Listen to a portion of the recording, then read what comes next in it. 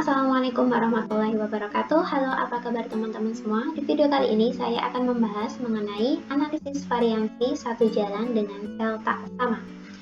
Jadi di sini analisis variansi merupakan pengembangan dari uji beda min. Jadi untuk anak di sini untuk menguji perbedaan atau rata-rata untuk dua kelompok atau lebih. Jadi di sini tujuannya adalah untuk melihat efek dari variabel bebas terhadap variabel terikatnya dengan membandingkan beberapa rata-rata yang diambil pada populasi. Untuk ANAVA satu jalan berarti di situ nanti terdiri atas satu variabel bebas dan variabel terikatnya juga satu. Kemudian kenapa dikatakan sebagai sel tak sama? Karena di situ nanti data amatannya tiap sel berbeda-beda jumlahnya. Untuk contohnya sebagai berikut. Peneliti ingin mengetahui apakah ada perbedaan efek ketiga metode mengajar, yaitu metode A, metode B, dan metode C terhadap prestasi belajar. Jadi untuk soal ini variabel bebasnya adalah metode mengajar. Kemudian variabel terikatnya adalah prestasi belajar. Jadi di sini untuk variabel bebasnya metode mengajar itu terdiri atas 3 kelompok, yaitu dengan metode A, metode B, dan metode C. Untuk mengetahui hasil penelitian diambil 3 kelas, 7A dikenai metode A, 7B dengan metode B, dan 7C dengan metode C. Pada akhir pembelajaran diberi soal yang sama. Dari penelitian ini diambil 7A sebanyak 4 siswa, 7B 6 siswa, 7C 5 siswa. Kemudian kita ingin mengetahui hasil penelitian tersebut dengan diambil alfa 5%. Data penelitiannya adalah sebagai berikut. Metode A datanya adalah 4766, metode B 513534, metode C-nya 86895. Menyelesaikan soal ini, langkah pertamanya kita tentukan dulu hipotesisnya, baik hipotesis 0 maupun hipotesis alternatif. Langkah keduanya menentukan taraf signifikansi, langkah ketiganya memilih statistika uji yang tepat, langkah keempat menentukan komputasi atau hasil perhitungannya, langkah kelima menentukan daerah kritik atau daerah penolakan hipotesis 0. Yang keenam menentukan keputusan uji. Yang ketujuh membuat kesimpulan uji. Untuk langkah yang pertama kita menentukan hipotesisnya. Untuk hipotesis 0 kita tadi membandingkan antara 3 kelompok, yaitu dengan metode A, metode B, dan metode C. Untuk hipotesis 0 berarti di situ nanti tidak terdapat perbedaan rata baik dengan metode A, metode B, maupun metode C. Jadi rata ketiga kelompoknya sama, dapat dituliskan sebagai mu A sama dengan mu B sama dengan mu C. Atau dapat dituliskan tidak terdapat pengaruh metode mengajar terhadap prestasi belajar. Kemudian untuk hipotesis alternatifnya adalah lawannya. Berarti paling sedikit ada 2 rata yang tidak sama, baik rata dengan metode A dengan metode B, maupun A dengan C dan B dengan C. Kemudian hipotesis alternatifnya terdapat pengaruh metode mengajar terhadap prestasi belajar. Jadi di situ nanti yang berpengaruh itu metode yang mana? Seperti itu. Kemudian langkah keduanya kita menentukan taraf signifikansi. Tadi diketahui dari soal 5%, berarti tinggal kita tuliskan alfa 5%. Statistika uji yang digunakan adalah uji F. Jadi kita menggunakan F hitung RKA per RKG, rata kuadrat amatan dibagi rata kuadrat kesalahan. Untuk komputasinya kita membuat dulu tabel kerjanya seperti ini. Jadi nanti teman-teman salin dulu data amatannya itu dalam tabel kerja seperti ini. Kemudian langkah keduanya kita menentukan banyaknya data atau cacah data. Jadi NJ cacah data. Jadi setiap tabel kita tentukan berapa banyaknya. Jadi untuk sel A, metode A itu ada 4 data di sini. Kemudian di B, metode B tadi diambil 6 data, datanya ini. Kemudian di C ada 5 data. Kemudian TJ itu adalah jumlah data. Jadi kita menjumlahkan setiap data pada setiap selnya jumlahnya ada berapa. Untuk yang A itu berarti kita jumlahkan antara 4 ditambah 7 ditambah 6 ditambah 6, berarti diperoleh 23. Di sini juga sama, diperoleh 21. Di sini pun juga sama, hasilnya adalah 36. Total semuanya adalah dilambangkan dengan Q yang bernilai 80. Langkah selanjutnya adalah kita menentukan rata-ratanya. Rata adalah jumlahnya keseluruhan data dibagi banyaknya data. Berarti tinggal kita membagi antara 23 dengan 4 diperoleh 5,75. Di sini pun juga sama, berarti 21 dibagi 6, 3,5. Dan di sini juga sama, 36 dibagi 5.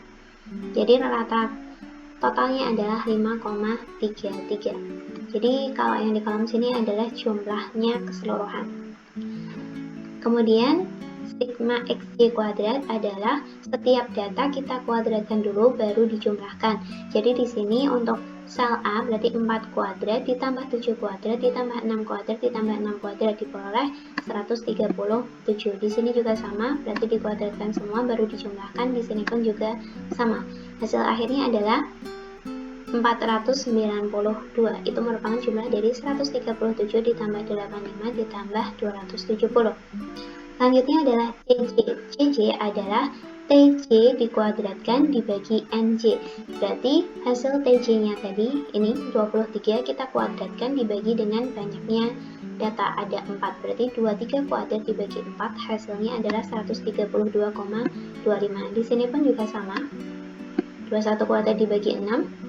Di sini 36 kuadrat dibagi 5. Jadi sigma CJ-nya adalah 464,95.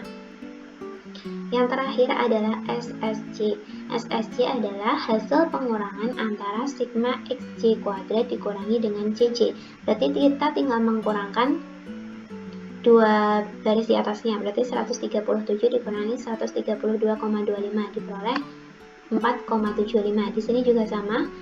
85 dikurangi 73,5, di sini 270 dikurangi 259,2, 10,8. Berarti hasil akhirnya adalah 27,05. Itu adalah tabel kerja kita.